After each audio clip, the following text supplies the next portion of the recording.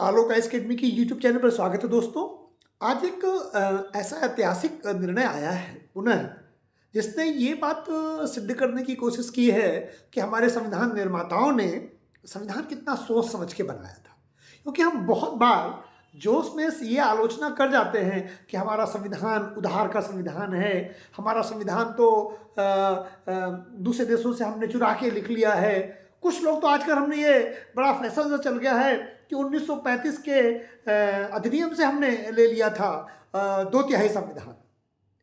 एक बड़े फेमस व्यक्ति हैं, अलीगढ़ के हैं, अब मैं उनका नाम लूँगा तो उनके लिए ठीक नहीं है और मेरे लिए भी ठीक नहीं है, तो मैं उनका नाम लेने से बच रहा हूँ। वो बार बार इस बात का दोष देते हैं कि भारत के संविधान निर्माताओं ने 2/3 संविधान तो 1935 के अधिनियम से ले लिया, बचा ही क्या अंग्रेजों का बनाया हुआ था। अंग्रेजों का बनाया हुआ था तो क्या वो गलत ही था? अंग्रेजों की बनाई हुई तो भारत में पूरी रेलवे लाइन है, तो क्या हम नई रेलवे लाइन बनाएंगे? अगर अंग्रेजों के द्वारा बनाई गई रेलवे लाइन थी तो हम उसमें अपनी नई रेलवे लाइन नहीं खड़ी करेंगे। अंग्रेजों का बनाया हुआ तो मुंबई का छत्रपति टर्मिनस है, तो क्या हम उसको बारूद लगा के उखाड़ दें? ऐसी परंपरा जब हम बार बार कहते हैं तो हम अपने इतिहास का, अपने नायकों का अपमान करते हैं। ये ठीक है कि 1935 का अधिनियम हमने भारत के संविधान में 2/3 लिया, लेकिन इसका मतलब ये थोड़ी ना है कि जो संविधान निर्माता थे वो अंग्रेज भक्त थे इसलिए 2/3 ले लिया। हमें दुनिया की बेस्ट प्रोसीडिंग्स को लेना था जिससे कि भारत का लोकतंत्र सुचारू रूप से चल सके। उदाहरण जो है अभी अब मैं ले रहा हूं, बी आर अम्बेडकर और उनकी टीम ने, सारे मेंबर्स ने मिलकर के जो संविधान बनाया, उसको अगर हम आज के मैटर में जोड़ें तो चंडीगढ़ का जो मेयर का चुनाव है, उस मेयर के चुनाव में उस अधिकारी ने ये गड़बड़ी किया कि 8 मत इनवैलिड कर दिए। और देखिए किस पार्टी के इनवैलिड किए? जिस पार्टी के पद से, जिस पार्टी से मेयर बनना था, उसने वहां से उनको इनवैलिड कर दिया और भारतीय जनता पार्टी का मेयर बन गया। अगर सर्वोच्च न्यायालय नहीं होता तो लोकतंत्र की एक तरह से यह हत्या थी, क्योंकि जो पार्षद थे उसको तो चंडीगढ़ की जनता ने आम आदमी पार्टी और कांग्रेस के लोगों को जिता के मत भेजा था। जो 36 वोट हैं, इसमें 35 पार्षदों द्वारा एक वहां का सांसद चुनता है, किरण खेर जी सांसद हैं। 36 वोट में 20 वोट समाजवादी आम आदमी पार्टी और कांग्रेस के थे। तो जो 20-21 वोट को है उनके पास, 18 में बहुमत है, तो बीजेपी का मेयर कैसे बन सकता था? लेकिन कभी कभी ऐसा होता है कि हम जब विजय रथ में सवार होते हैं तो हमें साधन और साध्य की पवित्रता में अंतर रह ही नहीं जाता। हम सिर्फ और सिर्फ लक्ष्य प्राप्ति के लिए प्रयासरत रहते हैं। हम मार्ग कैसा है इसका ध्यान नहीं रखते। हम चाणक्य नीति को अपनाते हैं। चाणक्य ने साध्य के साथ साधन की पवित्रता पर जोर नहीं दिया था, लेकिन वो राष्ट्रहित में था कि अपने देश की रक्षा करनी है। तो लोकतंत्र को नष्ट करने के लिए, लोकतंत्र को डैमेज करने के लिए थोड़ी ना कहा था चाणक्य ने कि देश के अंदर का जो प्रशासन चला रहे हैं, देश के अंदर जो चीजें कर रहे हैं, उसमें भी आप नैतिकता को तोड़ देंगे, उसको नहीं मानेंगे। यहाँ पर बात Bharatiya Janata party ruling party है उसकी वजह से नहीं है, यहाँ पर बात किसी भी रूलिंग पार्टी के लिए। आप देखेंगे कांग्रेस पार्टी ने इसी देश में 100 बार से ज्यादा चुनी हुई सरकारों को गिरा दिया जो गैर कांग्रेसी थे। तो 356 का भयंकर दुरुपयोग किया। इसी देश में कांग्रेस ने आपातकाल लगा दिया था। चुनी हुई जो व्यवस्था थी उसको भंग करके इंदिरा गांधी ने स्वयं अपने आप को निरंकुश कर लिया था।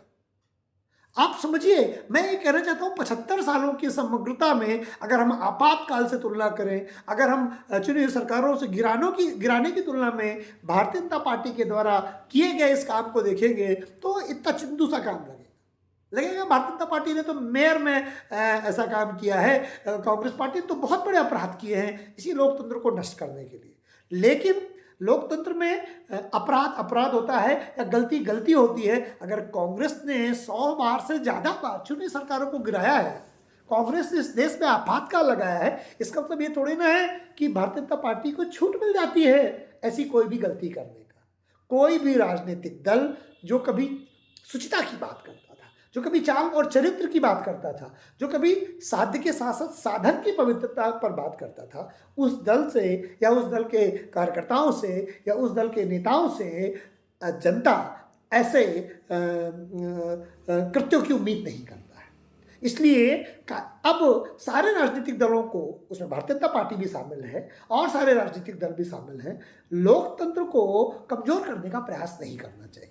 दूसरी बात यह है कि क्योंकि हमारे संविधान निर्माताओं ने इस बात का ख्याल रखा था कि कभी चुनी सरकारों के अंदर अगर गड़बड़ आ जाए, जैसे कि इंदिरा गांधी को आया था, जैसे जवाहरलाल नेहरू को आया था, और जैसे चंडीगढ़ में बीजेपी के नेताओं को आया था, यहाँ पर भारत के प्रधानमंत्री की संलिप्तता मेयर के चुनाव में होगा और उन्होंने कहा कि नहीं नहीं बेईमानी करा लो, मुझे लगता है कि ये शायद भारत के प्रधानमंत्री के साथ न्याय नहीं होगा। लेकिन फिर भी ये बात तो मानना पड़ेगा कि चुनी सरकार को और खासकर चुने मेयर को बहुमत न होते हुए मेयर बनाना भारतीय जनता पार्टी के लिए ये एक नुकसानदायक बात थी। हालांकि सुप्रीम कोर्ट के रुख के बाद कल भारतीय जनता पार्टी के मेयर ने इस्तीफा दे दिया, क्योंकि इस्तीफा देना ही था उनको।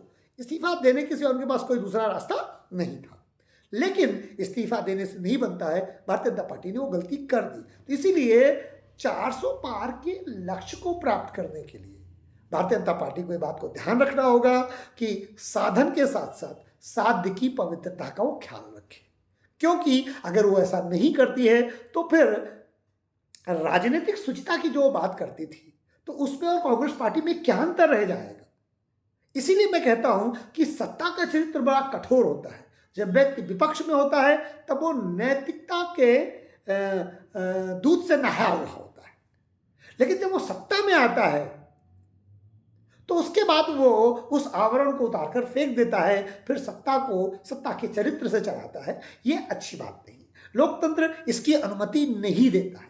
चुनी हुई सरकारों को किसी भी तरह से गिराना ठीक नहीं है, चाहे वो कांग्रेस के द्वारा 100 बार से अधिक बार गैर कांग्रेस सरकार को राष्ट्रीय शासन लगा करके गिराती थी, या चंडीगढ़ के मेयर को भारतीय जनता पार्टी ने जो अपने मेयर को जिताने के लिए हथकंडे अपनाए, या इंदिरा गांधी ने आपातकाल लगाया था।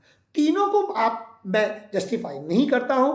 75 सालों के इतिहास में आप अगर समग्रता से देखेंगे तो भारतीय जनता पार्टी की गलती बहुत छोटी लगेगी, लेकिन गलती हमेशा गलती होती है। हालांकि चीनी के अपराध में मृत्युदंड या बलात्कार या कोई बड़ी घटना करने के बराबर का दंड नहीं दिया जा सकता।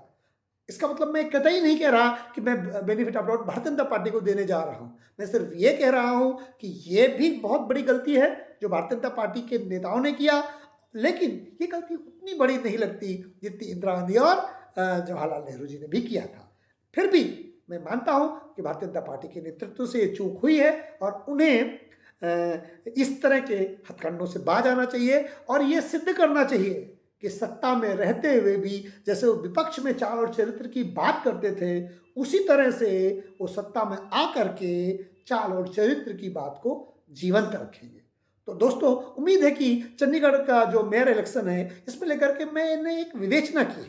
हालांकि मैं बहुत तथ्यों से बचता हूं, क्योंकि बहुत सारे तथ्य आपको, आपके चिंतन को कमज़ोर करता है, आपकी सोच को कमज़ोर करता है। क्योंकि मैं एक टीचर हूं, यूपीएससी कोच हूं, आईएएस के बच्चों को पढ़ाता हूं, उसके साथ साथ मैं एक राजनीतिक विश्लेषक के रूप में अलग अलग 15 से 20 चैनलों में आता हूं। तो मैं एनालिसिस करने का प्रयास करता हूं किसी एक घटना का संवैधानिक नजरिए से भी। तो उम्मीद है कि मेरी एनालिसिस आपको पसंद आई होगी। दोस्तों, अगर ये मेरी एनालिसिस आपको पसंद आए तो प्लीज़ चैनल को लाइक करें, सब्सक्राइब करें, शेयर करें, कमेंट करें और अपने विचारों को भी बताने का प्रयास करें मुझ में, या क्या आप ऐसी कमियां हैं या आप क्या आप मुझसे चाहते हैं। मैं कोशिश करूंगा कि आपके उन कमेंट के द्वारा मैं नए वीडियोस को भी लेकर के आ सकूं। तो आज का प्रोग्राम में यही समाप्त करता हूं। नमस्कार, जय हिंद, जय भारत।